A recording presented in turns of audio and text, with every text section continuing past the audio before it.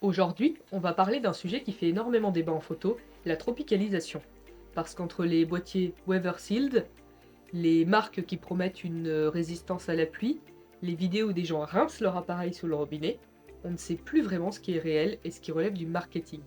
Alors aujourd'hui, on va parler de la tropicalisation de l'OM1 et surtout comprendre comment elle fonctionne, ce que signifie réellement la certification IP53, pourquoi M-System est probablement une des seules marques à communiquer un vrai niveau de protection, et surtout jusqu'où on peut réellement aller avec ce boîtier sur le terrain.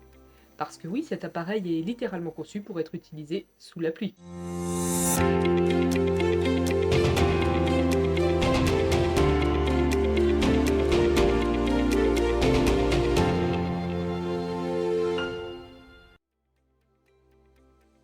Quand on parle de tropicalisation, beaucoup de gens imaginent simplement quelques joints pour empêcher l'eau de rentrer.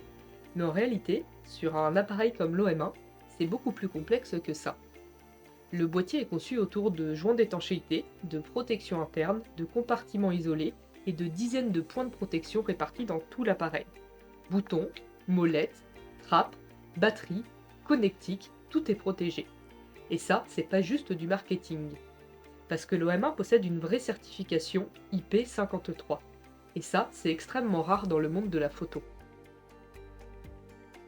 Et là, on entre dans la partie un peu plus scientifique, un peu plus technique, parce que la plupart des marques parlent de weather sealing, résistance aux intempéries en français, ou encore construction tropicalisée, sans jamais donner de mesures concrètes. OM System, eux, annoncent une vraie certification IP53, et ça change énormément de choses. Le premier chiffre de cette certification, c'est le 5. Il correspond à la protection contre la poussière. Ça signifie que le boîtier est fortement protégé contre les infiltrations de poussière. Donc concrètement, sable, poussière, projection, l'appareil est conçu pour résister à des conditions difficiles. Ensuite, le chiffre 3. On parle ici de résistance à l'eau, de résistance verticale. L'OM1 est certifié pour résister à des projections d'eau jusqu'à 60 degrés. Donc ça peut être de la pluie, de la bruine, des projections, une humidité importante.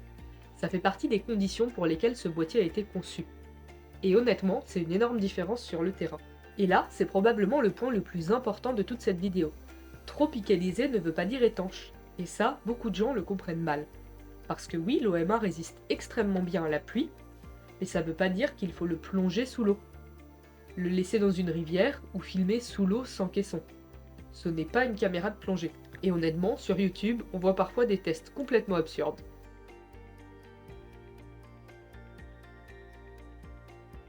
Le but de cette tropicalisation, c'est pas de faire des vues. C'est permettre aux photographes de continuer à travailler dans des conditions compliquées. Et ça, c'est très différent. Et si OM System a une aussi grosse réputation en photo animalière, ce n'est pas seulement à cause du poids, de l'autofocus ou du Pro Capture. C'est aussi parce que ces boîtiers sont pensés pour le terrain. Pluie, boue, froid, humidité, forêt, montagne, ce sont des appareils conçus pour sortir. D'ailleurs, l'OM1 est aussi annoncé comme freeze-proof, splash-proof ou dust-proof. Et ça, quand on passe plusieurs heures dehors en nature, ça change énormément de choses. Parce qu'on n'est plus constamment en train de paniquer dès qu'il commence à pleuvoir. Il y a quelque chose que beaucoup de gens oublient. La tropicalisation dépend aussi de l'objectif, c'est ultra important. Parce que si vous mettez un objectif non tropicalisé, ou un objectif mal fermé, vous cassez complètement la protection du système. Donc pour bénéficier de la tropicalisation complète, il faut certes un boîtier tropicalisé, mais aussi un objectif tropicalisé compatible. Et c'est particulièrement vrai sur les objectifs pro ou M-System.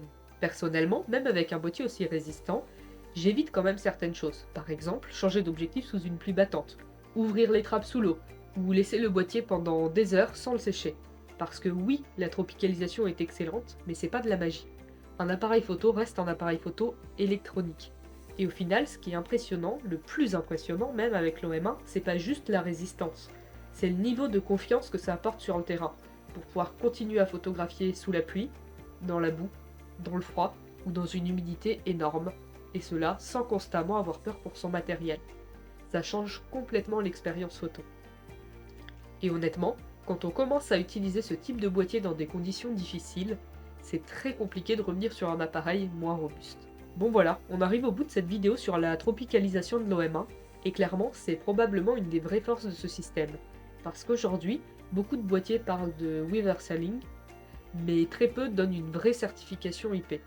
Et ça montre quand même un certain niveau de confiance dans la conception du produit.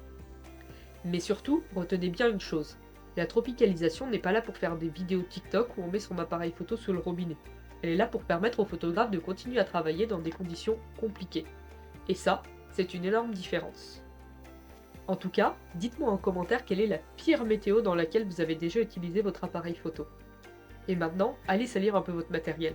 À bientôt!